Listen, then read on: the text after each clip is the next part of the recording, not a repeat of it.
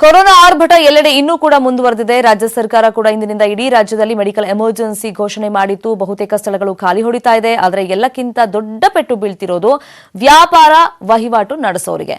ಮುಂದಿನ ಒಂದು ವಾರ ಎಲ್ಲ ಉದ್ಯಮಗಳ ಒಟ್ಟಾರೆ ನಷ್ಟ ಸಾವಿರಾರು ಕೋಟಿ ರೂಪಾಯಿ ದಾಟಲಿದೆ.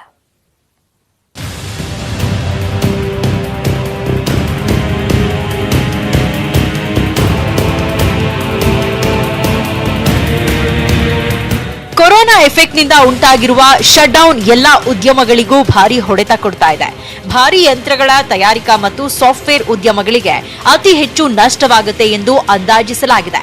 ಇದರ ಜೊತೆಗೆ ಗಾರ್ಮೆಂಟ್ಸ್, ಸಣ್ಣ ಕೈಗಾರಿಕೆ, ಎಲೆಕ್ಟ್ರಾನಿಕ್ಸ್, ಎಲೆಕ್ಟ್ರಿಕಲ್ಸ್, ಫಾರ್ಮ್, ಔಷಧಿ ತಯಾರಿಕೆ, ಆಹಾರೋತ್ಪನ್ನ ಮುಂತಾದ ನಾನಾ ಕಾರ್ಖಾನೆಗಳಿಗೂ ಕೊರೋನಾ ಭಯ ಹರಡಿದೆ.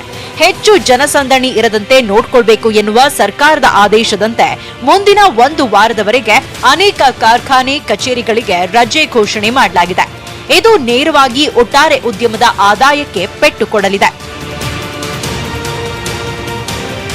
ಅದು ನಾವು 50% ಡೌನ್ ಅಂತ ಹೇಳಿದ್ರೆ ಮಿನಿಮಮ್ 2,000 ಕೋಟಿ ನಮ್ಗೆ ದಿವಸಕ್ಕೆ ಲಾಸು.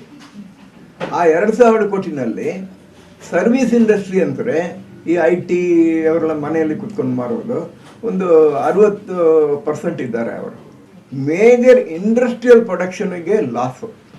2 ಸಂಸ್ಥೆನಲ್ಲೂ 4-5 ಫಂಕ್ಷನ್ಸು ಇದು ಮಾಡಬೇಕಾಯಿತು.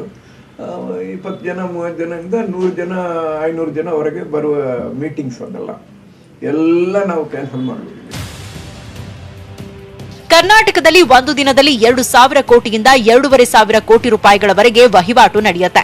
ಇದು GST ಮುಂತಾದ ನಾನಾ ಟ್ಯಾಕ್ಸ್ಗಳನ್ನ ಹೊರತುಪಡಿಸಿದ ಮೊತ್ತ. ಒಂದು ದಿನ ಸಂಪೂರ್ಣವಾಗಿ ವಹಿವಾಟು ನಿಂತರೆ ಇಷ್ಟು ದೊಡ್ಡ ಪ್ರಮಾಣದ ನಷ್ಟವಾಗುತ್ತೆ. ಅಲ್ಲದೆ ಇದು ಅರ್ಧದಷ್ಟು ಮಾತ್ರ ನಿಂತಿರೋದ್ರಿಂದ ನಷ್ಟದ ಪ್ರಮಾಣ ಕೂಡ ಅರ್ಧದಷ್ಟಿದೆ. ಆದರೆ ಜನರ ಜೀವಕ್ಕಿಂತ ಯಾವ ವಹಿವಾಟು ದೊಡ್ಡದಲ್ಲ ಎಂದು ಮಾಲೀಕರು ಸರ್ಕಾರದ ಆದೇಶಕ್ಕೆ ತಲೆಬಾಗಿದ್ದಾರೆ. ಆ ಪರಿಸ್ಥಿತಿ ಲಾಸ್ಟ್ 1 ವೀಕ್ಲಿಂದ ನಡೀತಾ ಇದೆ. 1 ವೀಕ್ಲಿಂದ ನಡೀತಾ ಇರುವಾಗ ಆಲ್ರೆಡಿ ನಾವು ಬಿಸ್ನೆಸ್ ಲಾಸ್ ನೋಡಿದ್ರೆ ಈಗ ಸುಮಾರು ಒಂದು 2,000 ಕರೋಡ್ ಇಡೀ ಕರ್ನಾಟಕನಲ್ಲಿ ಲಾಸ್ ಆಗಿರ್ಬೋದು. ಆಮೇಲೆ ಬೆಂಗಳೂರಿನಲ್ಲಿ ಮಾತ್ರ ನಮ್ಮ ಅಂದಾಜು ಪ್ರಕಾರ 500 to 600 ಕ್ರೋಡ್ಸ್ ಈಗ ಲಾಸ್ ಆಗಿದೆ. ಖಂಡಿತವಾಗಿ 1 ವೀಕ್. ಆಮೇಲೆ ಇವತ್ತು ಸ್ಯಾಟರ್ಡೇ, ನಾಳೆ ಸಂಡೇ ಅಂದರೆ ವೀಕೆಂಡ್ ಅಂದರೆ ಮಂಡೇ ಟು ಫ್ರೈಡೇ ಅಷ್ಟು ಬಿಸ್ನೆಸ್ ಆಗುತ್ತೆ. 5 ದಿವಸನಲ್ಲಿ ಆ ಬಿಸ್ನೆಸ್ ರಿಟೇಲ್ನಲ್ಲಿ ಸ್ಯಾಟರ್ಡೇ ಸಂಡೇ ಆಗುತ್ತೆ. ಸೊ ಆ ಪ್ರಕಾರ ನೋಡಿದ್ರೆ ಬಿಸ್ನೆಸ್ ಲಾಸ್ ಆಗೇ ಆಗುತ್ತೆ.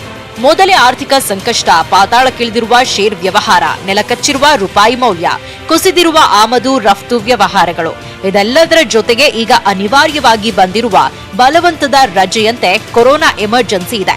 ಏನೇ ಇದ್ರೂ ಜೀವ ಒಂದಿದ್ರೆ ಯಾವ ವ್ಯಾಪಾರವನ್ನು ಗೆಲ್ಲಿಸಬಹುದು ಎಂದು ಜನ ಕೂಡ ಸರ್ಕಾರದ ಮುನ್ನೆಚ್ಚರಿಕಾ ಕ್ರಮಗಳಿಗೆ ಕೈಜೋಡಿಸುತ್ತಿದ್ದಾರೆ.